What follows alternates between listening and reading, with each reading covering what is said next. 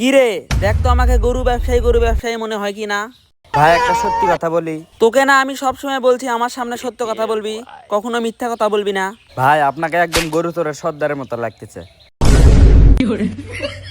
কথা বলার আগে ভেবে চিন্তে কথা বলি, যে কি বলতেছি। ভাই আপনি তো সত্যি কথা বলতে বললেন। যাই হোক, এইসব কথা বাদ দে। তো চাপাটাপা মারা শিখছিস কি? আপনার কথা অনুযায়ী ইউটিউবে ভিডিও দেখে একটু হলেও চাপা শিখছি।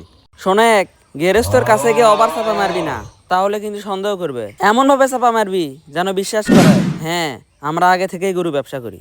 ভাই আপনি কোনো চিন্তাই করবেন না, দেখবেন আমি কিরকম চাপা মারি। কিন্তু আপনার মুখে যদি একটা পান থাকতো তাহলে গরুর ব্যবসায়ী পুরোপুরি মনে হতো। এখন পান কই পাবি? ভাই আমার কাছে একটা পান আছে। ভাই এই যে নেন। আমি তো পান খাই না রে। ভাই খান, তাহলে একবারে গরুর দালাল মনে হবে, গরু ব্যবসায়ী মনে হবে।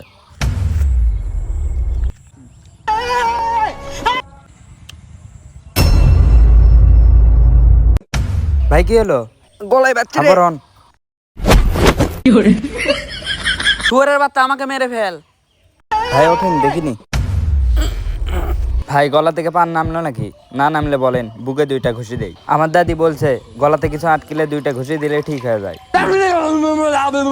না না, চলে গেছে। আয়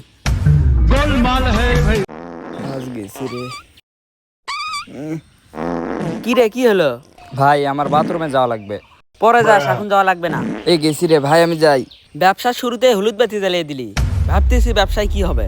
ভাই আমি যাই।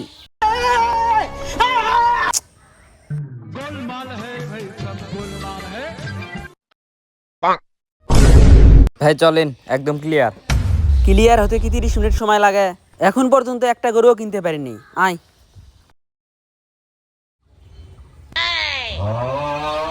ভাই আমার গরু এত দেখা লাগবে না, অর্থ এলাকার ভিতরে আমার গরু সেরা। না ভাই, আপনার গরু মোটামুটি ভালোই আছে। ভাই গরুকে কি খাওয়ান?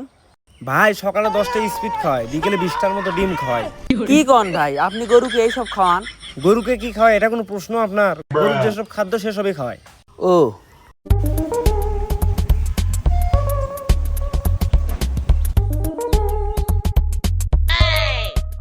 কি রে, দেখ তো, মনে হয় একটা বিসি ব্যাকা আছে।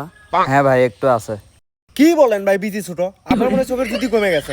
আমেরিকার বিখ্যাত ডক্টর মিস্টার খরশু, সে আমার গরুর কোনো ভুল ধরতে পারে না। আর আপনি কি বলেন ভাই? শুনেন ভাই, আমাদেরকে গরু চিনেন না, আমাদেরও কিন্তু ব্যবসার বয়স কম না। 30 বছর ধরে ব্যবসা করি। ভাই 30 বছর ধরে ব্যবসা করি মানে? আমাদের ব্যবসা তো আজ থেকে শুরু। চুপ কর, চাপা মারতে দিবি না। আপনারা 30 বছর ধরে ব্যবসা করেন, একদিনও তো দেখলাম না। আপনাদের ভিতরে ব্যবসার কোনো ছাপ নেই। ভাই আমরা মূলত নিজ জেলা বাদে 63টা জেলায় ব্যবসা করে বেড়াই, তো ভাবলাম এবার নিজের জেলায় ব্যবসা করি। কি বলেন ভাই, ব্যবসায়ের কোনো ছাপ নাই?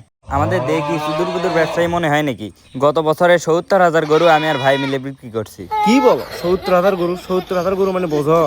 না ভাই, ভুলে বলে ফেলছে, 70,000 না, 70টি গরু বিক্রি করছি। চাপা একটু কম করে মা। যাই হোক ভাই, আপনার কাছ থেকে আমরা 4টা গরুই নিব। এখন কত দিতে হবে বলেন? ভাই 4টা গরু 3 লাখ দেওয়া লাগবে। দেখেন ভাই, আমরা কিন্তু অনেক দিন ধরেই ব্যবসা করি, গরুর দাম এত হয় না।